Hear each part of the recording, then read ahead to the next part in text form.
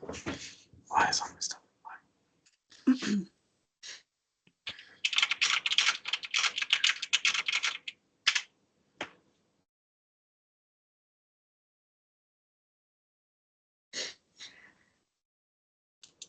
Did the recording start? I haven't seen it yet. Yes, it did. It's Yep. up, started. Okay, great. All right, I'll move up over to the agenda and hand it over to Barb.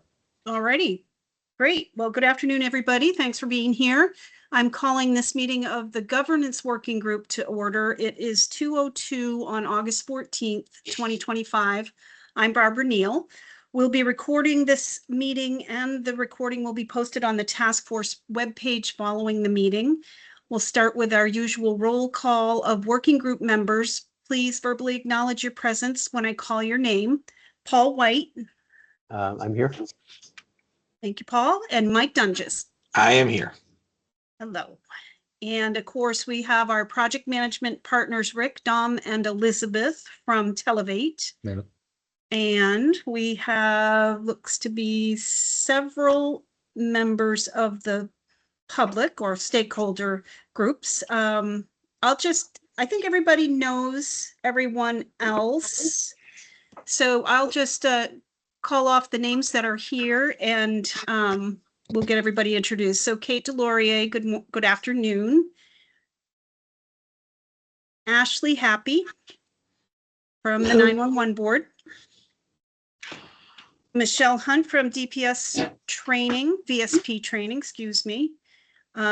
Chris Pedotti, the Department of Public Safety Emergency Communications Director. I believe I have that title close to right, Chris? Yes. Okay. Good afternoon. Good afternoon, everyone. Good afternoon. Thanks for being here. And did I miss anyone? Doesn't look like it. Okay. So a couple things before we get started. Do we have any changes to the agenda? Hearing nothing, we'll consider the agenda approved and move on to approval of the minutes. So these would be the minutes from the July 9th governance working group meeting. They were distributed to the task force members or working group members after that meeting and are available on the web page. Is there a motion to approve those minutes? So moved. Guess that would be up to me to second. Okay, any discussion? All in favor of approving the minutes from July 9th, raise your hand or signify by saying aye. Aye. I see 3 hands. Okay, the minutes are approved, and I will turn this back over to Dom to take us through the heart of the meeting. All right, thank you very much, Barb. And here we go. Just to confirm, as Barb mentioned, this is the governance working group, the task force reviewing the system design plan document. And I have a schedule for the working group here, just to show everyone where we are. I have made some changes to this, and you'll see some items shown in yellow there. I did want to discuss this at the larger task force meeting, but unfortunately we didn't have that yesterday. So this is still kind of some of it is TBD, but you'll see the governance working group there. We had been scheduled actually to finish, I believe it was this week, but we had been delayed. So I've extended that another couple of weeks to the end of August, and we can discuss as we go through this if we need any further time. Right now, both the Tier 2 and Tier 3 working groups are also moving forward, and they are scheduled to wrap up their work around the end of August as well. And what we have meetings of Tier 2 and Tier 3 coming up soon, but our goal is to be able to provide our reports and recommendations to the task force at the next task force meeting, which would be at the last week in August. The other working groups that have not started yet, we may have to delay their start a little bit due to this extension, but we'll talk about that, I guess, at the next task force meeting. This is the breakdown of the governance. You'll see the task force members there, of course, we've identified. The goal for this working group is to develop priorities and preliminary recommendations for the governance structure and to provide to the greater task force. So this could include regional and statewide interoperability communication policy, or the governance structure would be, the intent would be to administer and guide the different policy standards and procedures as we move forward with our improved dispatch system within the state. We had a number of action items that were identified during our initial meeting, and we can review those here. We want to review the action items before we get into our further detailed discussion.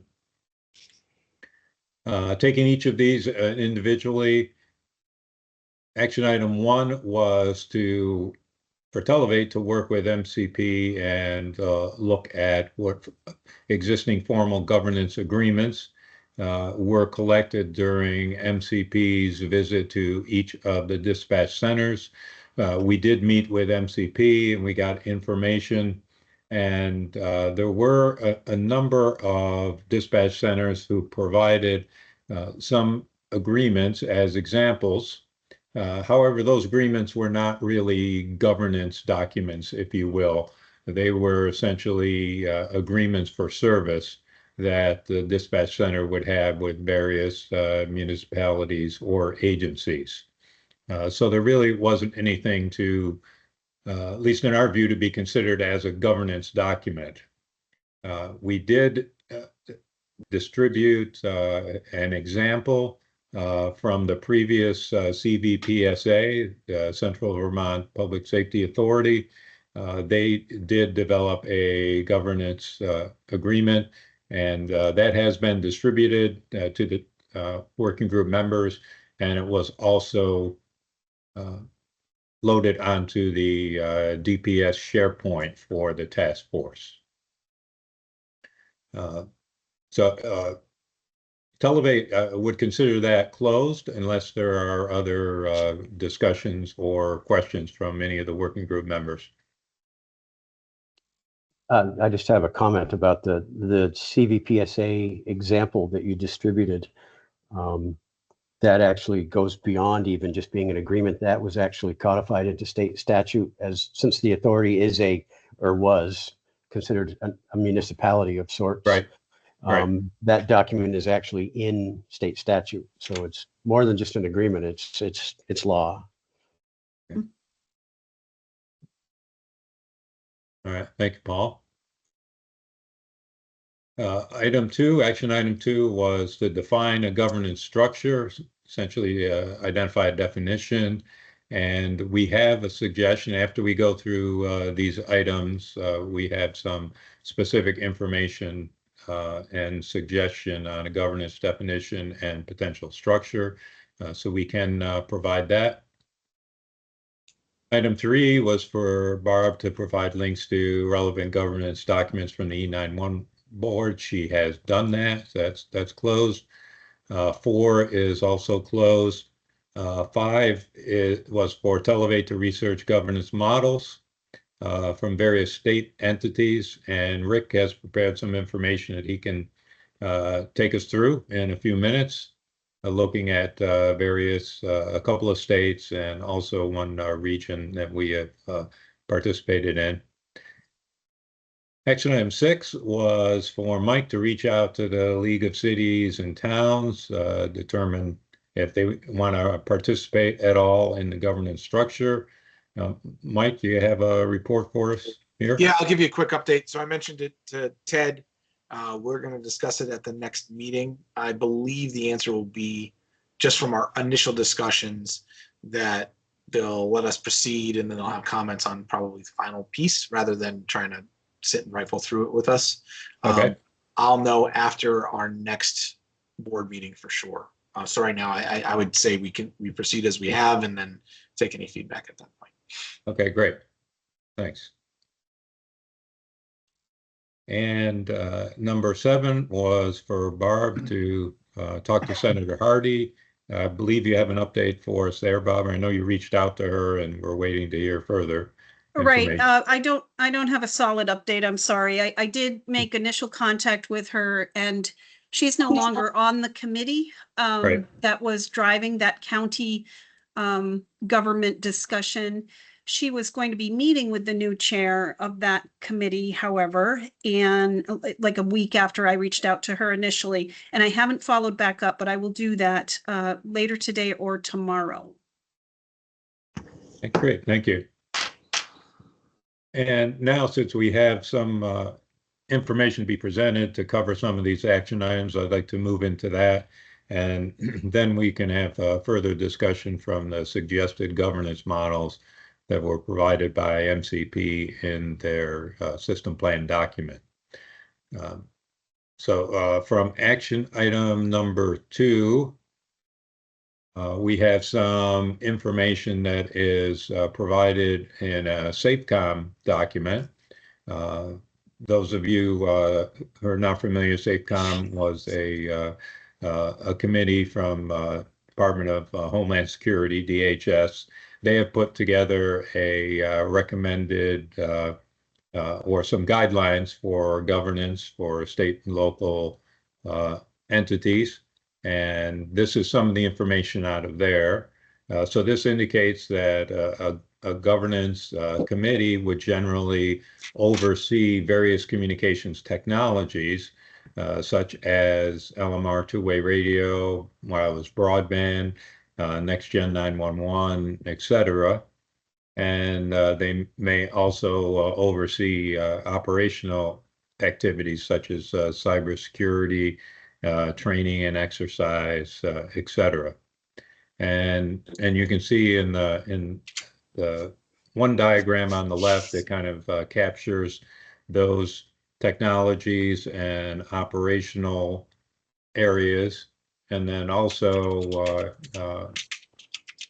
dictates here that the governance structure would also address plans and procedures, funding, and MOUs, etc. So this is a general guideline, again, as I mentioned, developed by SafeCom. And some additional information that we found from similar publications. We have a definition on the left there. I'll give you a minute to read that. A potential a recommendation for definition of public safety communications governance.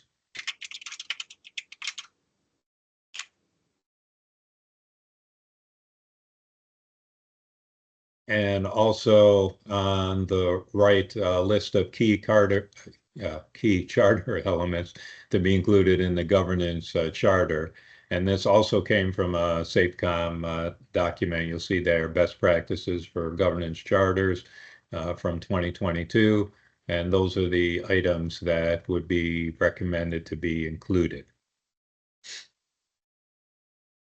Any thoughts or conversation on this from the working group members? I have a comment unless somebody else wants to go first. Go ahead. I like having a definition, and I think this one would need to be fine-tuned. It's a good start, but I think we would want to narrow it down. It talks about in the last couple lines, the operation of communication systems used by emergency responders and other public safety agencies. I think we would want to narrow that down to emergency communications centers, specifically dispatch centers. keep 911 out of it. And I think we would want to keep, at least for now, as the focus of the task force. And we're not going to have governance over what emergency responders do. Right. So I think that should be Right. out of there. I think that's accurate. I think that that makes sense. Any thoughts from the Yeah. other working group members? Yeah, I mean, it talks about communication systems used by emergency responders. But I don't, I don't read it yeah. I don't read it to imply that we're going to have some oversight over the actual responders themselves, just the communication systems used by them. I think what worries me about that is the policies, processes, and structures that guide. Right. I mean, we can mull it over. Maybe I'm just being too particular. Do you want to offer modification, Barb, or you want to give it some thought? I'll give it some thought. All right, thank you. Rick, did you have a comment? I know. I'll share some thoughts when I present what some of the other states are doing. Okay. That's our next area. If there's no other comments or thoughts on this.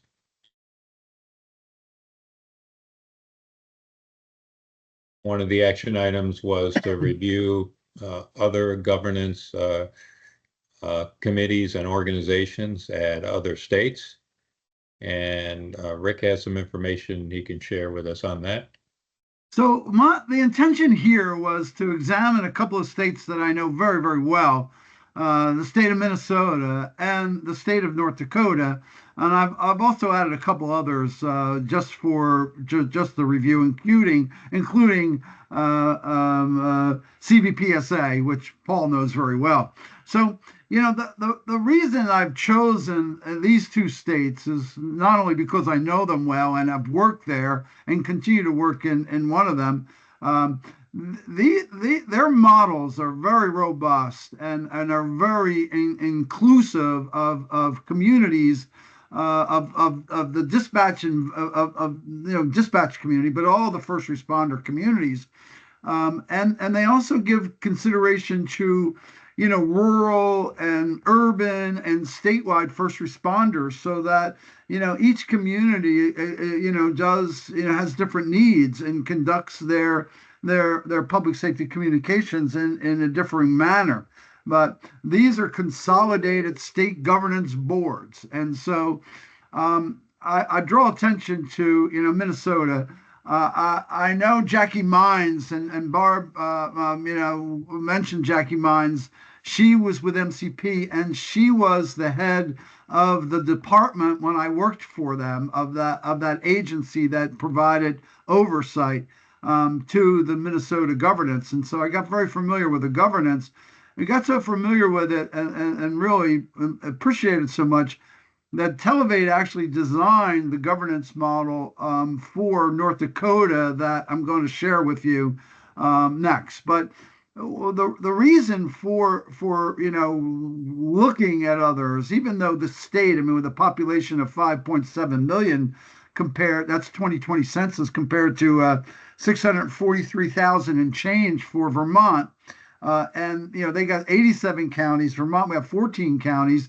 These are these dimensions of these two states are so different. However, the intention behind what Minnesota has done and what Vermont may do, I think is relevant. And so I want to give you an overview here, and you can see how it's structured. And the goal really is to look at what others have done and are doing, and learn from them to see if we model elements of them or all of that, whatever it is, however we do it. But it's good to look at what other folks are doing and gain from that. And so here they have, they have the statewide emergency communication board, and that's what they call their SECB. However, that statewide emergency communication board is really a restatement of the name of the State Interoperable Executive Committee. So the SIEC was, another recommendation out of Department of Homeland Security on creating governance. And so if you look at the interoperability continuum, at the foundation of successful interoperable communication at all levels of the environment is, governance. You don't govern what you need to accomplish, it won't get accomplished. And we have, we talked about during one of our other tier meetings, VCOM, for example. VCOM was established under a governance board. It had good intentions. I mean, there was quite a bit of money, $7.5 million invested, but it didn't, in my opinion, it didn't get governed properly to the point where it's not even used today. So when you create a governance structure, it really needs to have a good architecture. Here, we've got an executive board, and that executive board is composed of 5 regional communication boards. And then there are 2 regional emergency service boards. And then they have committees, and I'm going to show you a drawing of it. So the committees are established. There's a land mobile radio committee. There's a dispatch committee. There's a variety of different committees, and those committees are designated by the board. So the board, and then the committees have working groups, 13 working groups. So there's a structure here, and that's been created that allows us to work collaboratively on a variety of different initiatives that benefit the statewide community. The regional boards look at initiatives that are more regional, and then that rolls up also to the state. So these independent boards, they also have membership at the statewide board, and the statewide board during their meetings listening to the output of the input from the other regional boards and the committees and the working groups. So there's a real structure here and designated people. But it's also important that it's administered, and the last one, it's administered by the Minnesota Department of Public Safety out of a division called the Emergency Communication Networks, ECN. So that's important to have an agency, or if we don't have an independent board that has its own administration. But in this state, there is an entity that is funded to provide administration. They coordinate the meetings. They help create the agendas. They have they publish the meeting minutes, and there's information on the website, standard operating procedures, and a variety of others. But in order, as we're doing, as this task force is doing, it's got designated chairs, and they're this would be our task force is a temporary task force. What it evolves into ideally is going to be a governance structure, but you've got to be administered. So here there's former bylaws. There's rules for the subcommittees.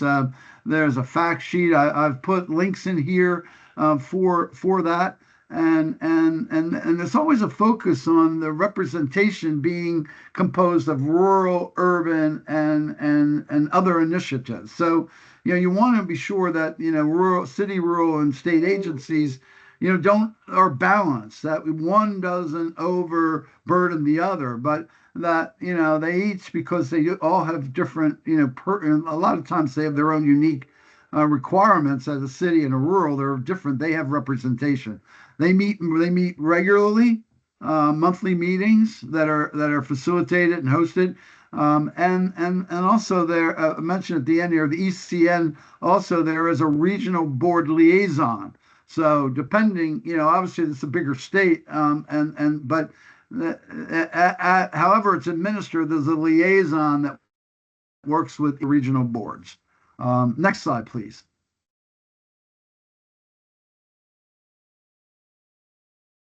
So this is, this is the architecture of the board. So, there's a hierarchy. So we've got the board, and then we have the regional committees of the regional boards and the emergency boards. And to the far left, you have working groups, and then here are the committees. So you got NG 911, Land Mobile Radio, Wireless Broadband, Integrated Public Alert, the IPAWS.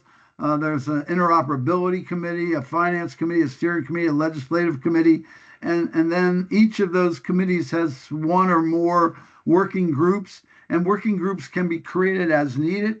But I think, to summarize this all up, I'm just going to read these two important things. This governance structure ensures that the statewide emergency communication board acts on issues with the full input of the state, of the public safety and governance officials from across Minnesota, and is representative of diverse geographies, disciplines, authorities, and areas of expertise throughout the state.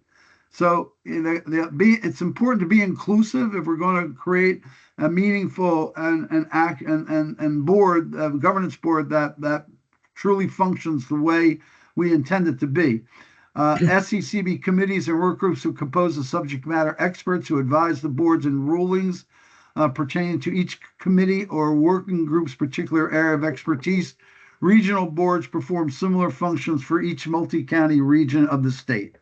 So, I mean, here is this is more or less, might be an overkill for what we need to do, but it gives us a good structure on which we can consider, because this is a live, functional working group, governance environment.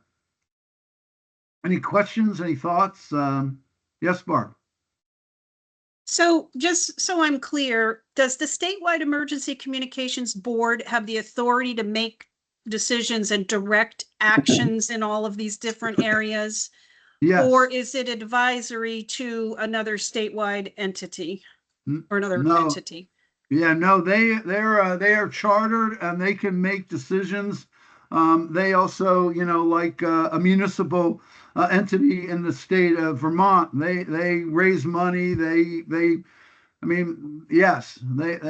a full-fledged, a chartered a governance committee. And who actually does the work then? Whatever decision of the board is made, how does the work actually get done?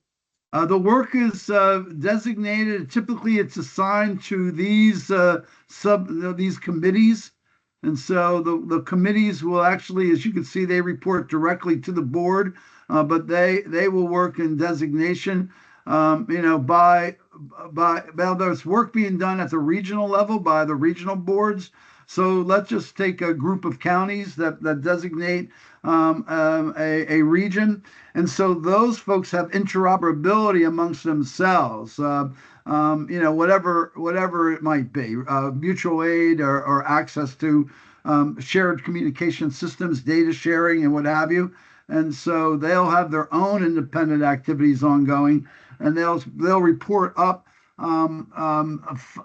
what they're doing and what they need assistance from the statewide community. But there is an ongoing dialogue at all of the board levels with the statewide board. And then, the board will also, select key initiatives. So there'll be initiative guidance that'll be managed down at this level. So if a recommendation is made we want to expand, we want to convert our radio network to a Project 25 Phase 2. Well, what's the benefit of that? So a committee will bring that request to the board, and then the board will say, all right, we'll designate it. We need you to go to the finance committee, work with the finance committee to designate what that cost is, and then they'll bring back their findings, and then they'll make decisions at the executive level and vote on and basically vote on these matters that would require either an additional investment or a change in structure, enhancements. So they joint govern a variety of different systems together. Okay, that's helpful. And it seems like a lot of movement, right? A lot of activity going on of necessity. But these cannot possibly be like uncompensated board members and committee members and all of that. Is that? You must have staff. they must have staff, they must be Dom, paid. can you go to the previous slide, please? Sure. So as I mentioned, it has to be administered, and this agency, Emergency Communication Networks, is a division of the Minnesota Department of Public Safety. They administer this, so they provide the administrative Okay. support to the board and to and as needed to the regional board. So the executive board and the regional boards, and that's why I said they have liaisons that interface with the regional boards as well.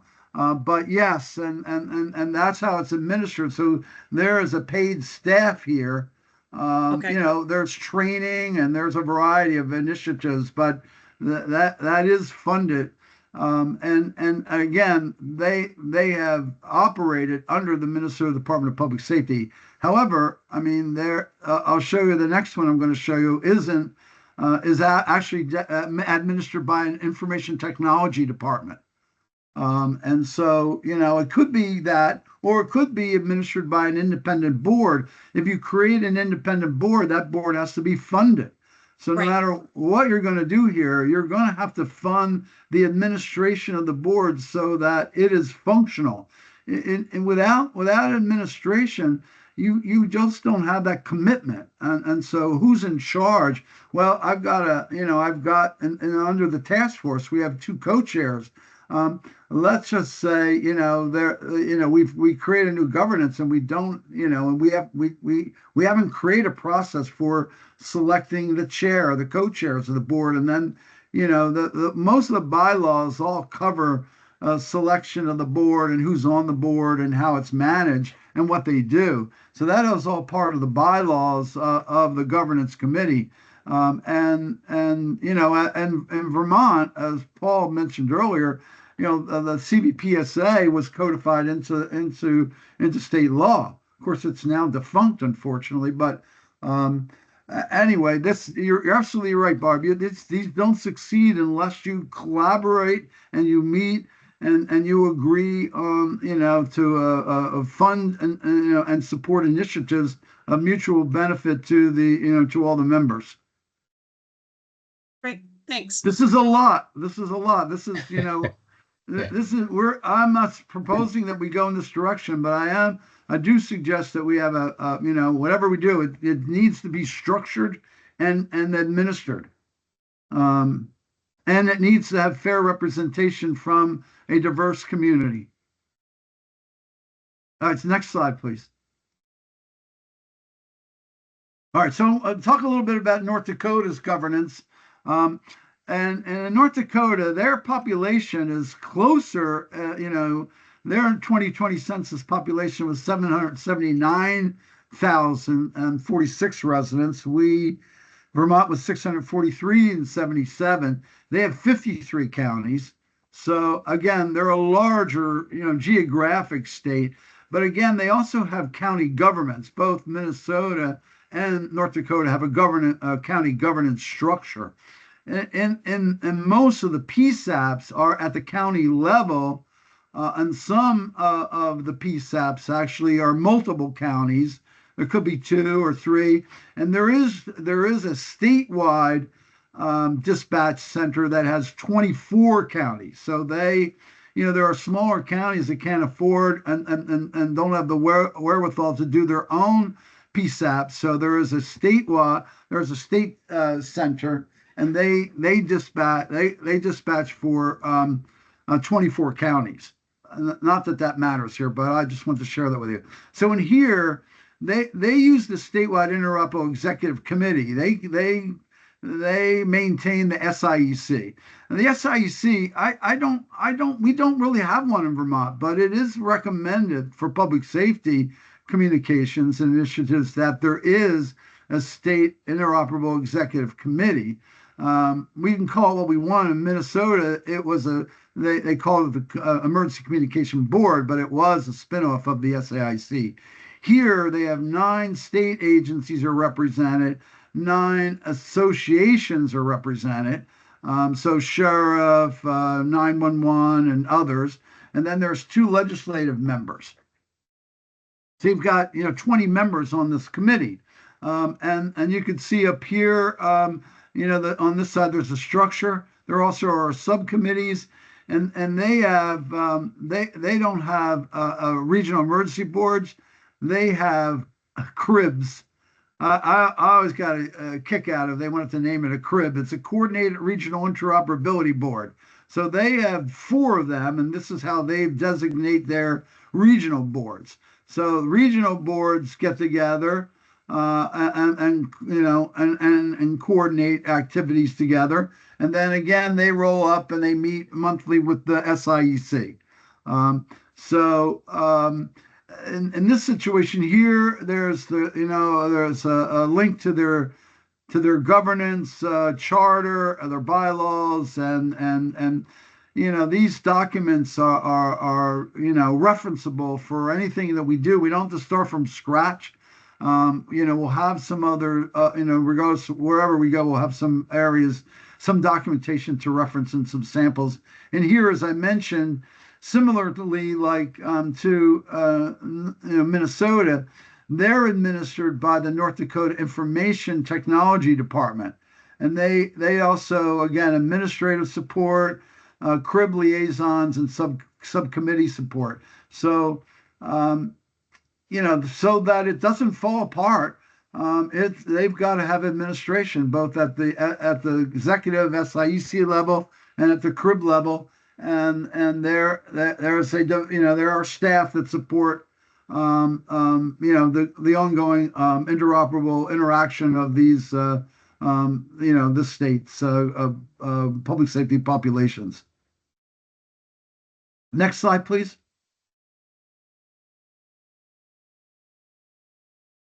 So these are the members on the statewide executive committee. You've got the 911 Association, you've got the Adjunct General, you've got Emergency Services State Radio, you've got the Emergency Department, Emergency Services, Department of Transportation, Emergency Management, Emergency Medical, Fire Chiefs, Highway Patrol, and then they rotate chairs. This time, the Highway Patrol is the current chair, and then the Chief Information Officer. They're on the board. They have the current vice chair, the Police Chiefs Association, Peace Officers, Sheriffs, Indian Affairs, Game and Fish. So, League of Cities, Association of Counties. So we've got legislative members, and these appear large, but you want to be sure that you have representation, inclusive representation from the public safety community and legislative community as needed. So as Mike mentioned earlier, he was talking to the to League of Cities, that in this situation they also have a seat at the executive on the executive committee, and same with the counties.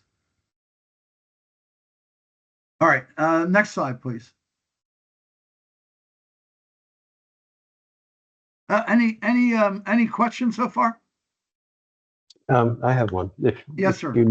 If in either one of those examples, Minnesota or North Dakota, do you know is there some statutory requirement that all of the agencies participate in that framework that you just showed us, or if some, I don't know why they would want to, but if there's some agency, like a big agency like the Minnesota State Police or a small sheriff's department, if they decide, I don't like that bureaucracy, I want to just do my own thing and be self-sufficient, is there some state statute requiring them to participate in that structure? It's been codified in the statute. Okay. And again, as you said, why should I participate? I'm too busy, or I'm not getting anything out of it. Well, your lack of participation is going to end up not getting something out of it that you might want. So right. I think participation is not only required, it's encouraged, and it leads to benefits for your particular agency to have a say in it. Sure. And this one here is wordy. I won't read it all to you, but I wanted to, compare and contrast, we had talked earlier about, this Vermont Emergency Communication Advisory Board, the ECAC. So, it's a structure that it existed, and it was administered, but it is no longer in play. And could it be reconstituted? Perhaps, but it was created. The council was created out of executive order from the governor. But it was really focused on the Public Safety Broadband Network Commission. So, that, and I'm sure Barb probably participated in this, and some of you may have, others on the call may have also. But, basically this advisory council was designed, for the purpose of advising the governor on the nationwide public safety broadband network. What direction we could take. However, as it says here, and, to advise the governor on the NPSBN and on emergency communications generally. So, this board had authority to provide additional recommendations. And these were, advise on the needs of Vermont's public safety community as it relates to FirstNet and the needs for an interoperable, robust cellular network, advise on protocols and policies on the NPSBN as needed on emergency communications generally. So there's there was opening in there for general, general support for emergency communications, but this board was essentially disbanded. Excuse me. It was generally disbanded. It served a function. And I mean, the members of here on the board included the Vermont State Fire Association, Professional Firefighters of Vermont, Vermont Fire Coalition, Municipal Law Enforcement, Sheriffs, Emergency Medical Personnel, Department of Public Safety, Government Emergency Management, 911 Board. It was very inclusive, similar to what I just showed, from the state. And this was in statute, and these members were all participating in it. And there was a charter set up, and I've provided some more access to it. Barb, you have a question, please. I was just going to comment that after the decision was made, this group used to be called the Public Safety, is that correct? Public Safety, I'm forgetting my word, PSBC. Yeah. Yes, anyway, it was Public Safety Broadband Network Commission. Thank you. Yes. PSCB. PSCB. Yes. And it was all about the decisions that needed to be made related to FirstNet and nothing else. So there was discussion, beyond that. After that FirstNet decision was made and Vermont went with the national solution, this committee was formed really to take this council was created as a successor, I guess, to that. But you're absolutely correct. It never met. My concern with this is that it is advisory. Yeah. That's my concern. Yeah, so you can advise all day long, and that doesn't necessarily mean that a particular action is going to be taken. And that's always been my concern with advisory committees. I certainly don't recommend we try to emulate a council. It will have it has no teeth. Yeah, but to your point, I do think if there's a good start to membership, defined here. So. Yeah, I agree. That's why I put these, the members who they were, because I think it matters. These are key. I don't know. I mean, right now though, we have the Vermont Emergency Dispatch. I'm drawing a blank. What? Someone remind me of the name. Emergency Dispatch Association. Yeah. So VTEDA. in my opinion, they would have a seat. VTEDA. They should have a seat at the table. They didn't exist then.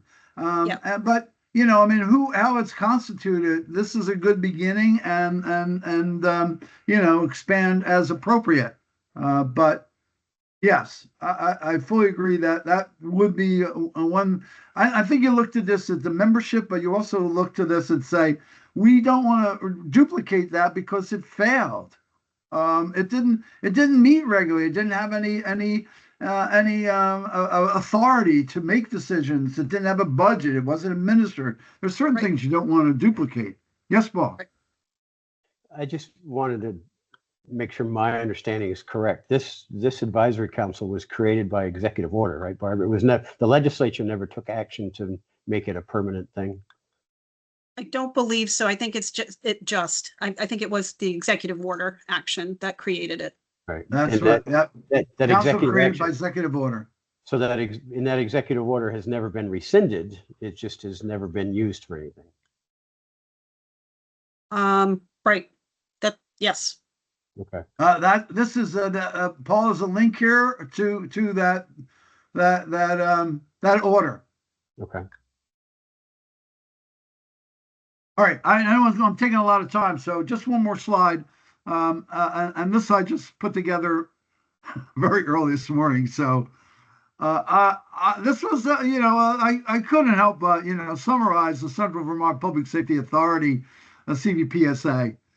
So yes, I mean they have a detail. They were a union municipal authority. Operated under the code, legislative code, and they were a sovereign entity. They were created with that purpose, and their members, were municipalities that comprised the authority, acting through their representative legislative bodies, and there was, their bylaws indicate, the members and the board and the cities of Barre and Montpelier had a seat at the board, and Capital Fire Mutual Aid that represented 30 towns had a seat at the board. They functioned they were created in August of 2014, but they disbanded and disbanded themselves in March of 2023.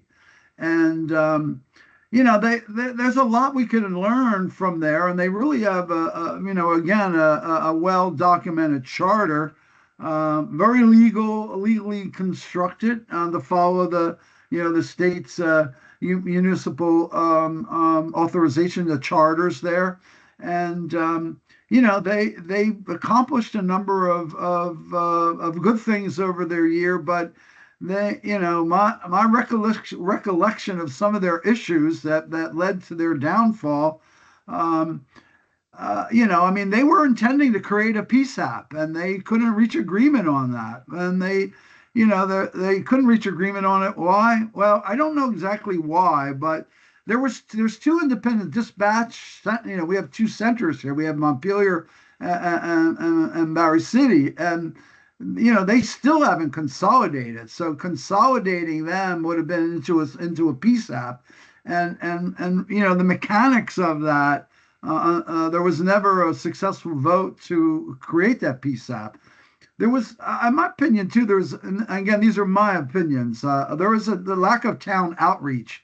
They didn't do a good job of adding new members. And Paul White, I read something where you said, Paul, that they never even contacted you to join from. No, well, that had more to do with their grant application in recent times, not the authority itself. Well, they didn't. I mean, they didn't. They also indicated they didn't have enough first responders on the board. That was some of the complaints of the first responder community. Anyway, we know we had worked with the board. Televet had worked with the board, got to know them, and I appreciate that they operated under a governance. They met regularly. They had a budget, and sad to see them go, but they left behind some valuable insights and documentation we may be able to reference. And with that, I would add to that, yes, they gave us a lot of information that we can use in the future of maybe some things that can be recycled, like this document in front of us, but also some lessons learned of how not to do other things. Agreed.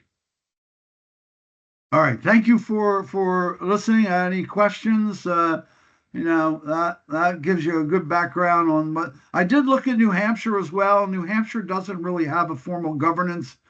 They have a SIEC, but they didn't seem, I couldn't find, but I ran out of time. I still want to find something in New Hampshire. Since they're your neighbor, I want to see what I can find. I'll report at the next meeting. All right, thank you. And Thank any you. other comments or discussions on any of this background information?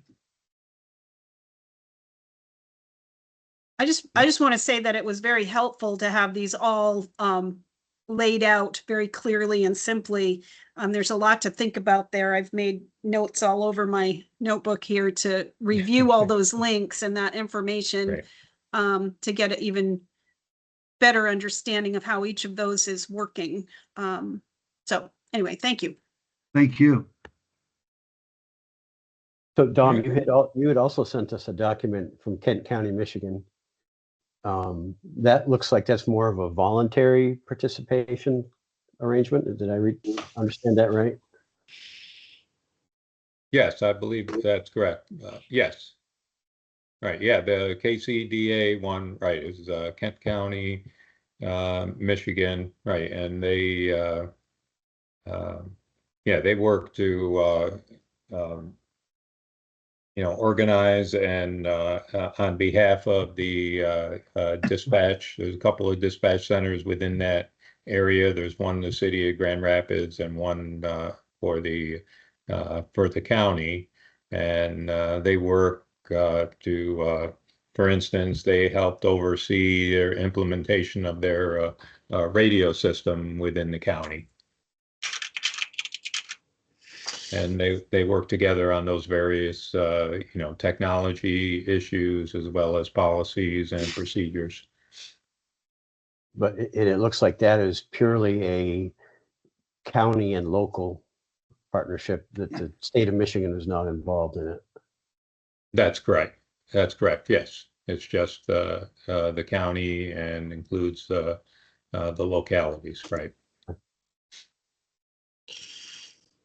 So I have just a couple quick comments. I was feverishly taking notes as well, and I'm sorry at the beginning if my keyboard was making too much noise.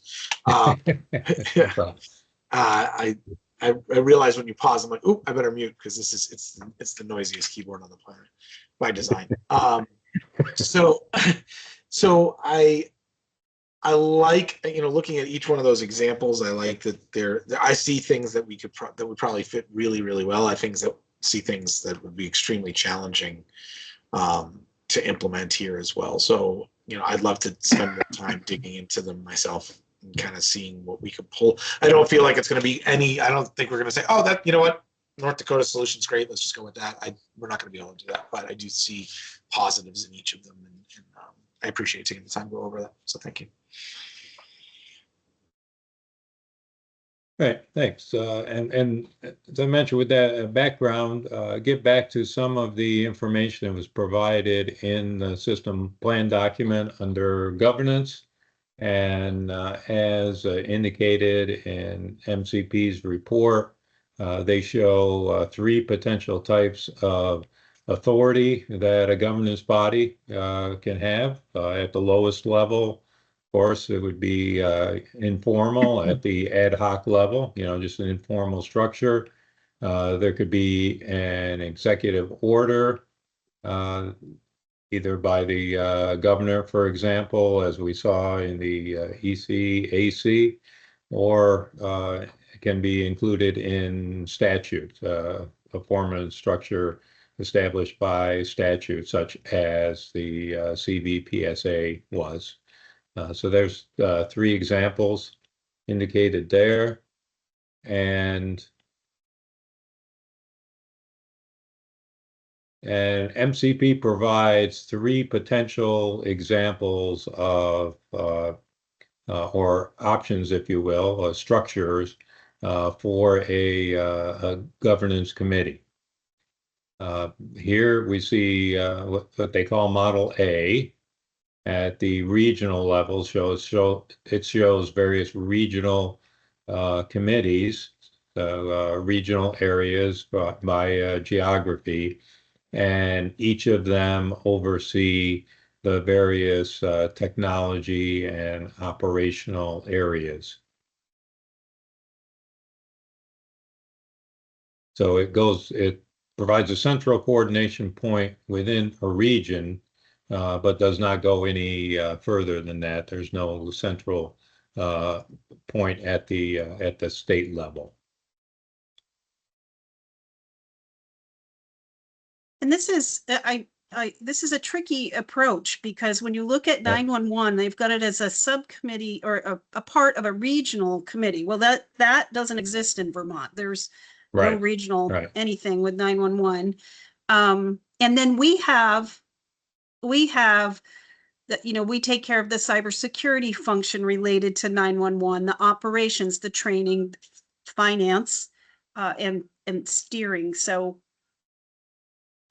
and I guess I'm not clear if there's really any regional efforts. I mean, if regional efforts would be effective in all these different areas.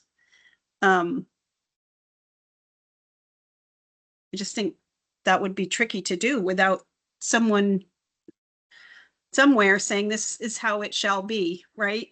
With input from everyone. But if the way that diagram is depicted, if each of those regional committees is autonomous, you wouldn't want each one of them running their own regional 911 program, their own regional cybersecurity program. Right. And having to fund themselves independently, really, too, or regionally. So I guess maybe this is my way of saying I don't think I like this model. So.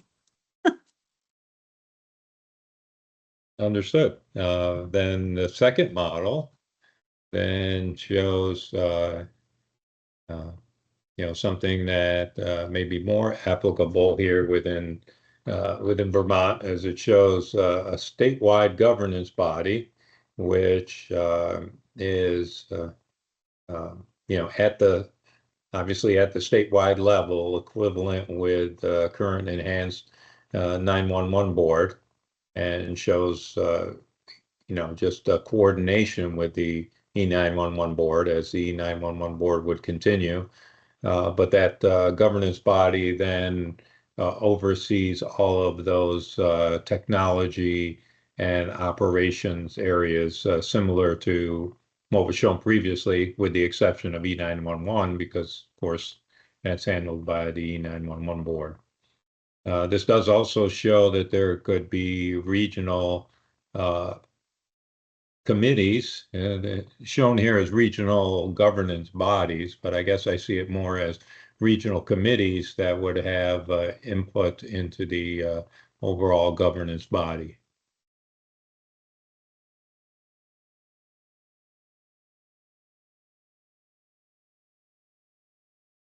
What's odd about this one, is my opinion, is that at the top level, we've got a statewide governance body, and it is at equal footing with the enhanced 911 board. And I don't quite understand this relationship here.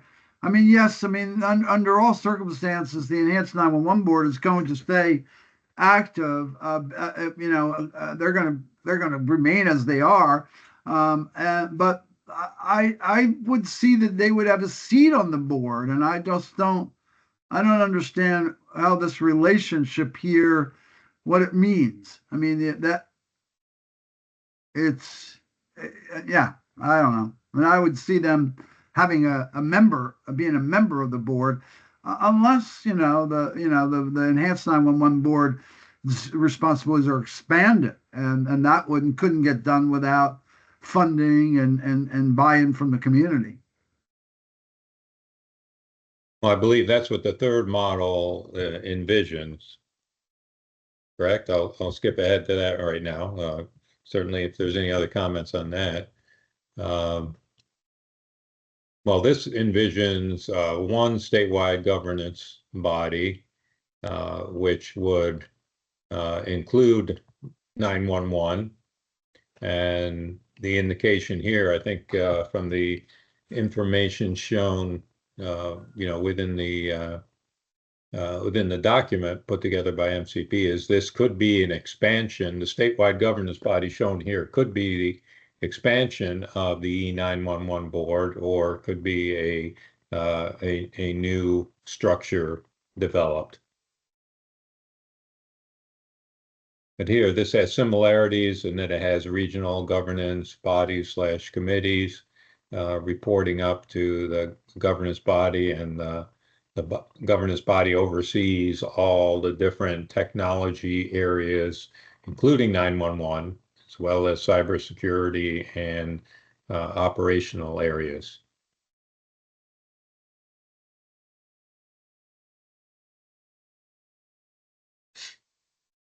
Those are the three potential structures provided by or offered by MCP.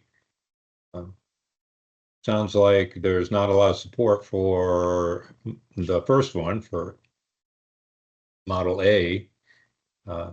Anyone, any of the working group members have thoughts or preferences on B or C?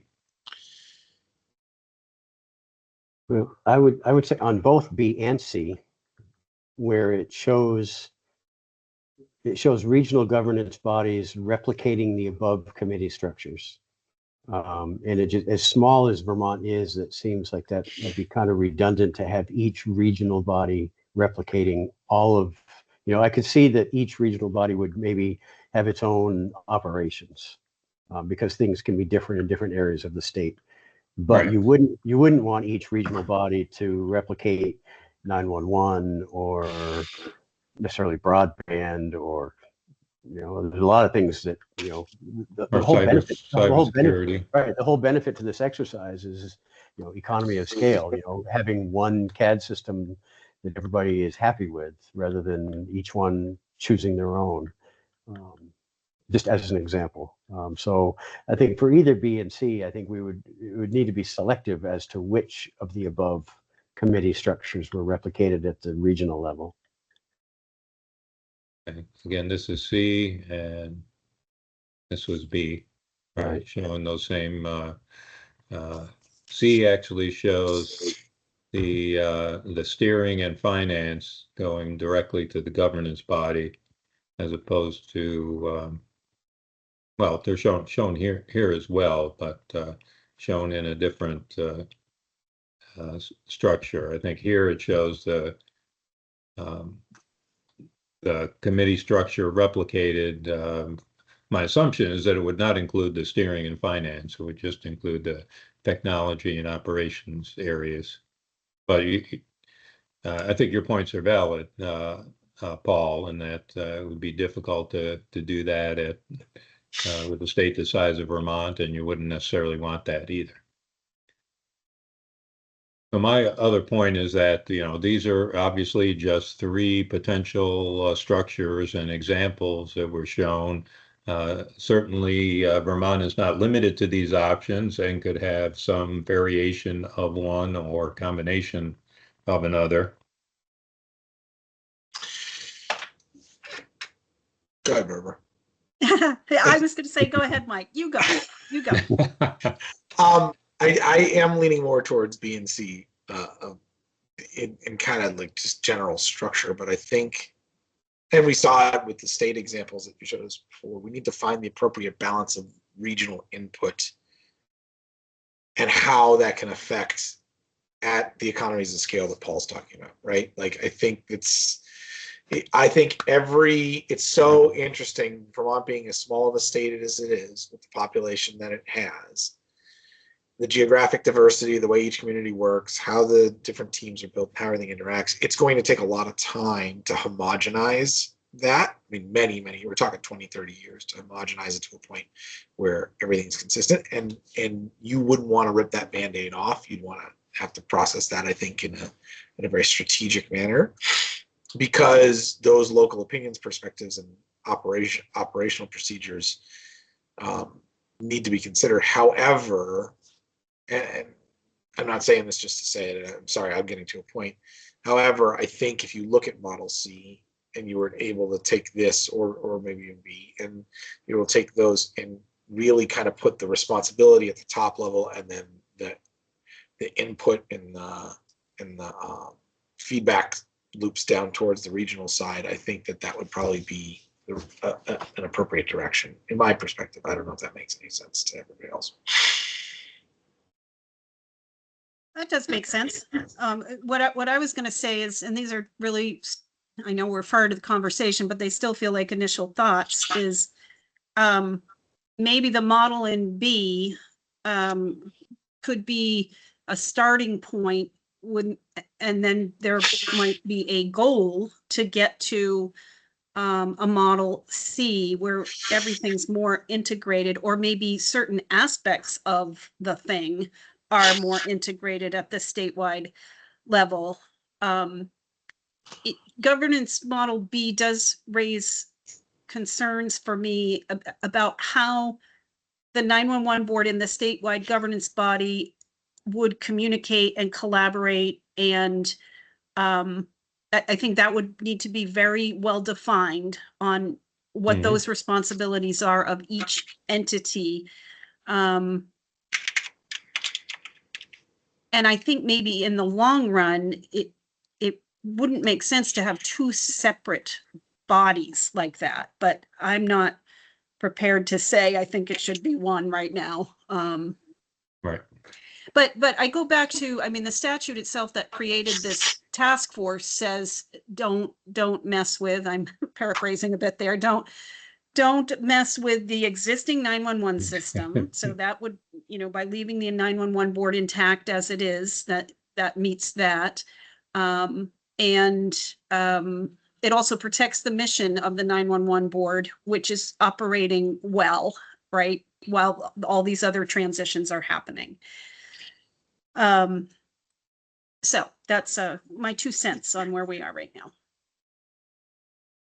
Hey, Barb, with that said, we haven't really looked at your, not presenting a enhanced 911 board model. Could you just talk about it briefly for those who may not know how it's configured? Sure. So the 911 board is comprised of 9 members, all appointed by the governor. The chair and vice chair are also appointed by the governor. I believe they're all 3-year terms that are staggered somehow, so that we're not losing experience all at once. And let's see, the representatives to the board are from the state, local, and county law enforcement entities. There's an EMS representative. There is a fire service representative. That makes 6. And then there's a municipal representative, and then there are 3 members of the public. They are required to meet 4 times a year. They meet more often if they need to. A lot of the heavy lifting, of course, was done when the system was being built originally back in the 90s. Right. But still, there are things that are considered and acted upon, and directives that come from the board on a regular basis. So, what else do you need to know, Rick?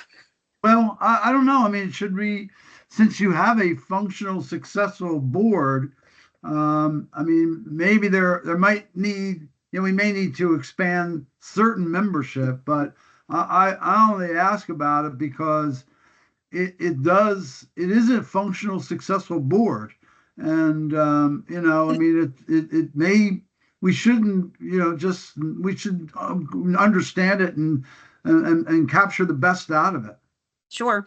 That board, too, to be clear, is supported by 11, soon to be 13 staff members, right? From the executive director to leads for training and communications, training and public outreach, GIS and database, IT, and administration and compliance. So there's that staff is the group that executes the directives of the 911 board. Yep. Are there other successful schools or other regional governance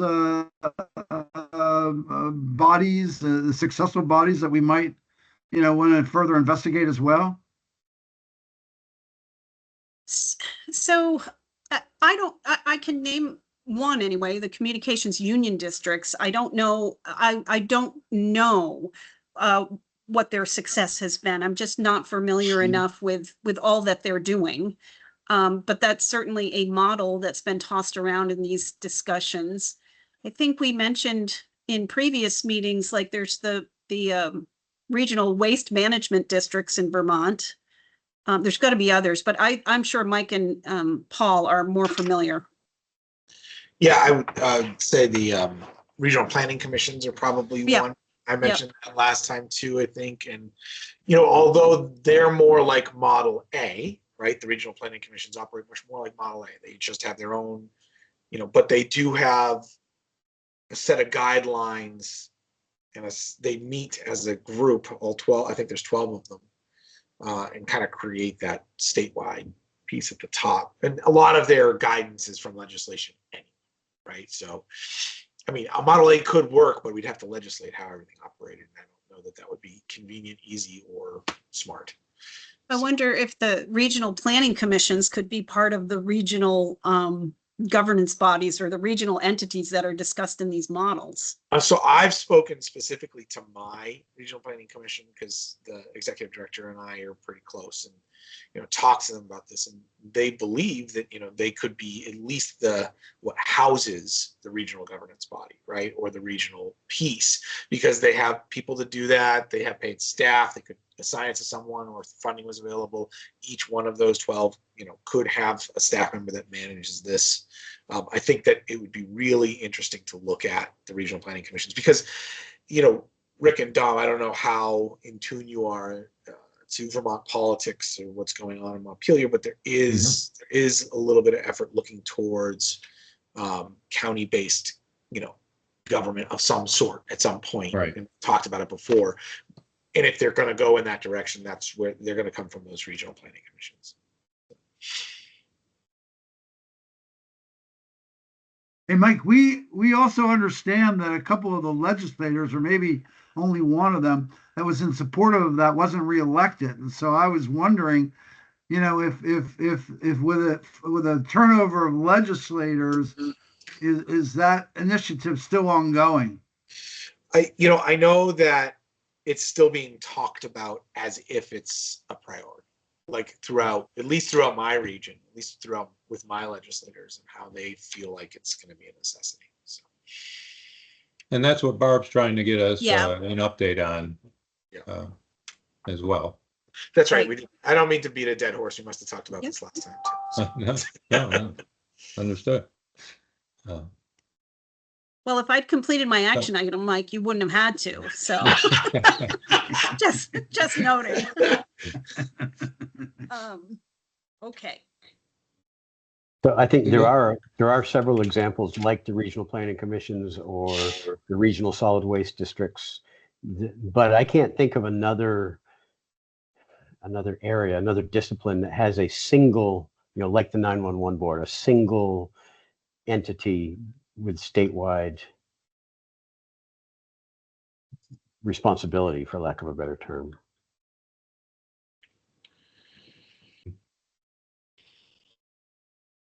Yeah, I don't know. Maybe the Cannabis Commission. Maybe. That's a good one, Paul. Let's have it.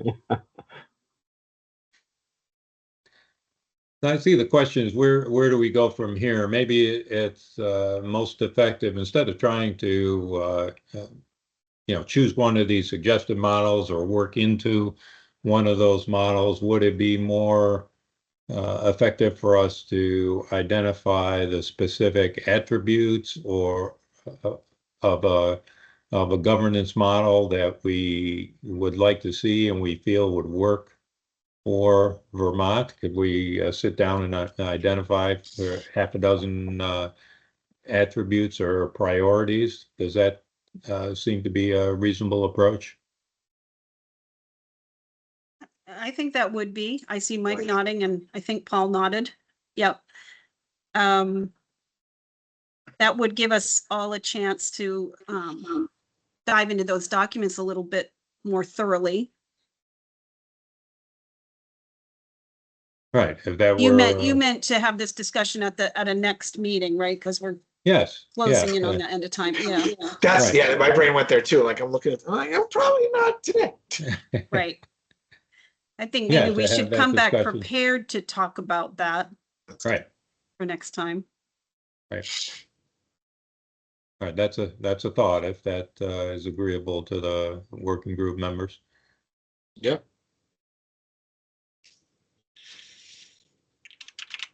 Okay.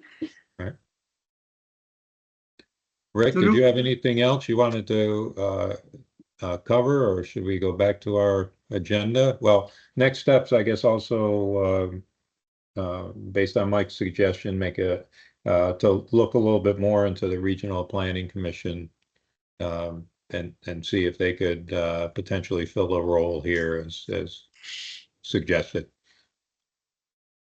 Mike, do you have a contact at a board that would be prudent for us to reach out to? I mean, make an introduction. I mean, we can bring, something back on that in the next meeting. Like at the Regional Planning Commission, I think Devin Neary, I'm gonna see him tonight. I'll mention that you Yeah. might give a buzz and Yeah, if share his he's- contact, Yeah, I'll information check with via him email. first. Yeah, Rick, yeah, you- check with him first. I'll be happy to share. Absolutely. I'm sure it'll be fine, but I just next thing you know, he's fully. Great. You don't want to be hearing from somebody coming out of left field. Yeah. That's right. There's we getting this important foundation of what models are out there and that are successful, both in state, out of state, what models haven't worked and why they haven't worked. I think it's important to have that foundation. Our next line of business is to go exactly what you mentioned earlier, Don. What attributes are essential, and what structures look like they'll work, will conveniently work the best. What I don't have enough insight, nor am I qualified to talk about, how the governance model, how our governance structure would have to be codified in state law, what it means. So I don't, I don't know of what members of the working group here might be able to support that, but whatever we do also has to, consider that codification into legislation if appropriate.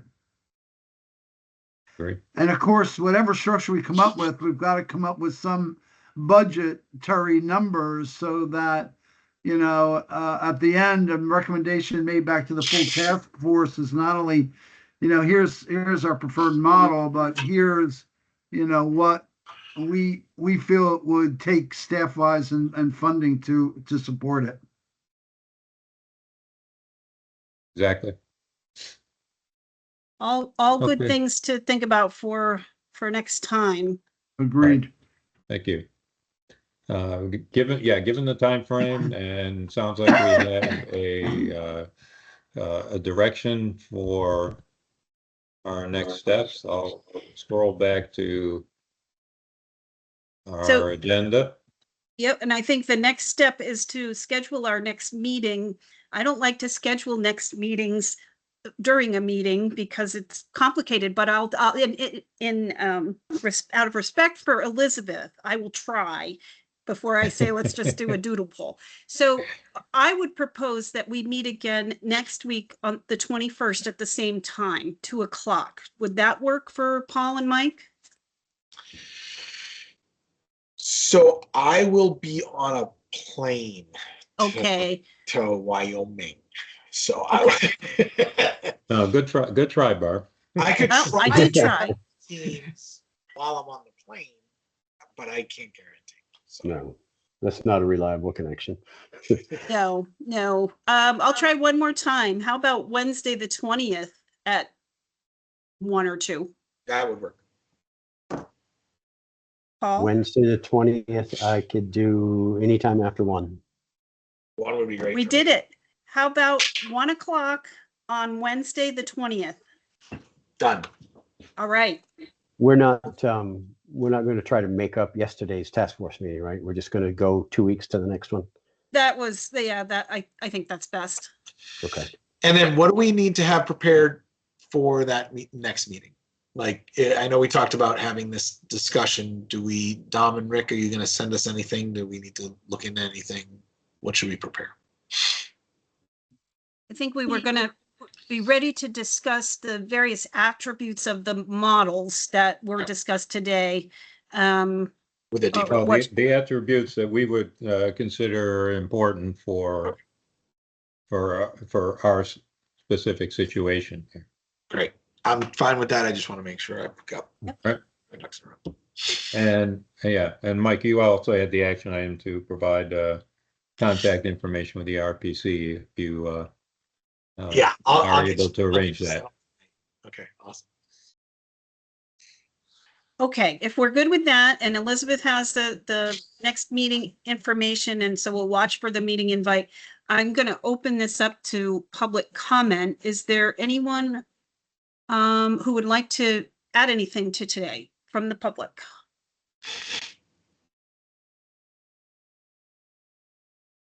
Okay, Barb, I'm not. can Yeah, you go hear ahead, me, Chris. Barb? Yes, I can. Chris?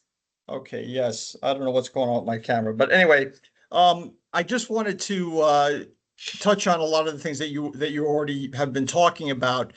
And I know since I've been in state government, a big concern of mine has been our lack of county government. And you talked about the importance of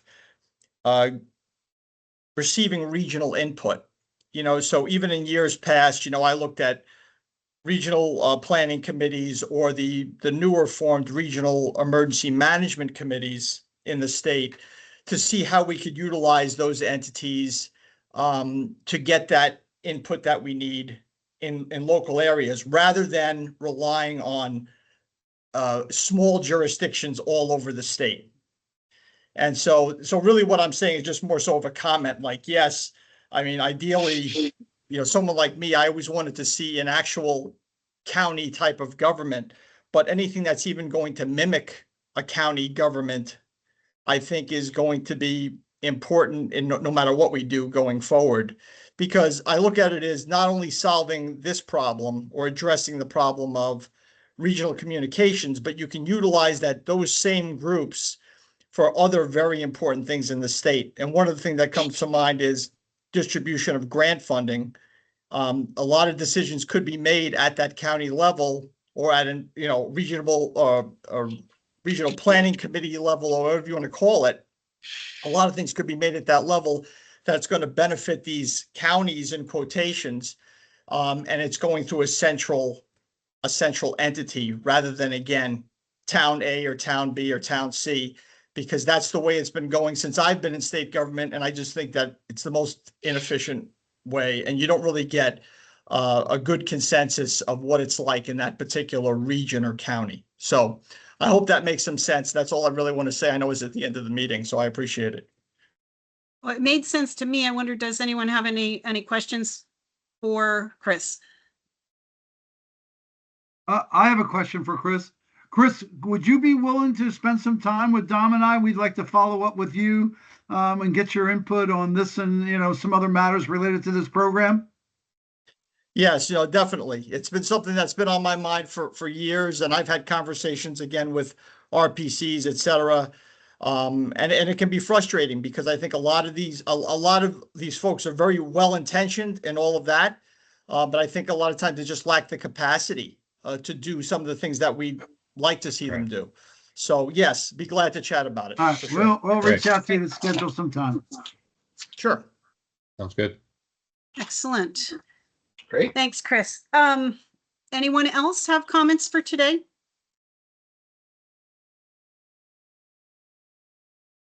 Alrighty. I am hearing nothing. If a working group member could make a motion to adjourn. So moved. Thank you, Mike. And I'll second that. Thank you, Paul.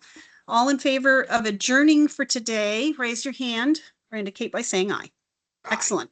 Aye. We're adjourned. Thank you very much to everybody who joined and all the working group members that are here at Televate. Appreciate Thank you everybody's very hard much. work. Thank you all. Thanks, All right. everyone. Bye. Thanks. Bye. Bye. Have a great day. Bye, everyone.